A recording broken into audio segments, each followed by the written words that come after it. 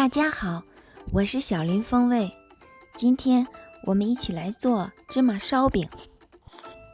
有许多北京人酷爱吃芝麻酱，用它做的主食、副食能有很多品种。今天做的芝麻烧饼就是非常受大家欢迎的一款大众食品。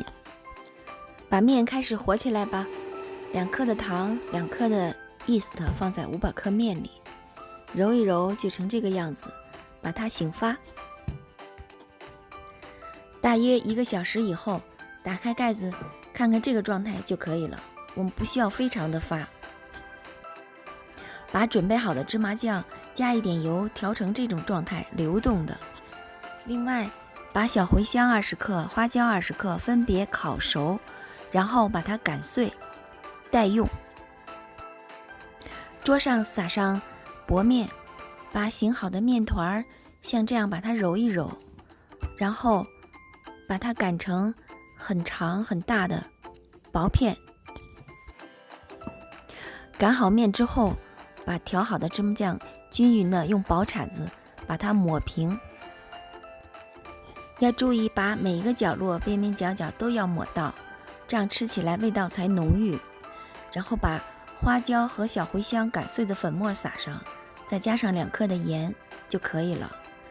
你看到现在我正在从边往里卷，我是提着卷，不是很快的往里卷，一边提一边卷，这样虽然速度不快，但是成品里面的层次会非常非常丰富。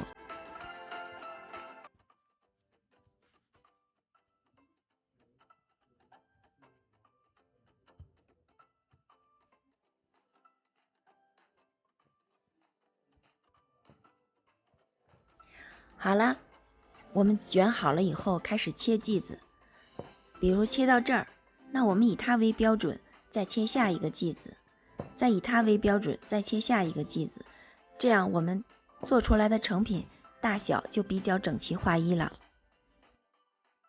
做剂子也很容易，把2头有可能芝麻酱流出的地方封死，然后拧一下，从中间往下一按就可以了。看看这个样子。要想芝麻不掉，有一个小秘诀，就是像我这样调一个面糊，加上点酱油调颜色，然后把生坯蘸在这个面糊里，再去蘸芝麻，这样稳定之后，成品的芝麻就不会掉了。要想烧饼好吃，必须有2个步骤，一定要先烙，保证它的水分。我这是烙了15分钟之后，翻开面，让芝麻和底部都有一微微焦黄，然后再把它上烤箱，不要烤得很时间长，大概10分钟就可以了。你听见它酥脆的外皮了吗？看看里面，非常的嫩，非常的软，又酥又软，它达标喽。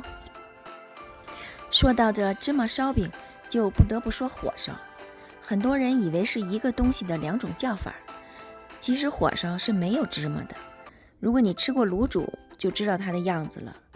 这烧饼是带芝麻的，常常是你吃涮羊肉的时候，在尾声来几个小芝麻烧饼，那叫一个棒，增香解馋还完美。好了，这唇齿留香的芝麻烧饼今天就介绍到这里，我是小林风味，我们下期再见。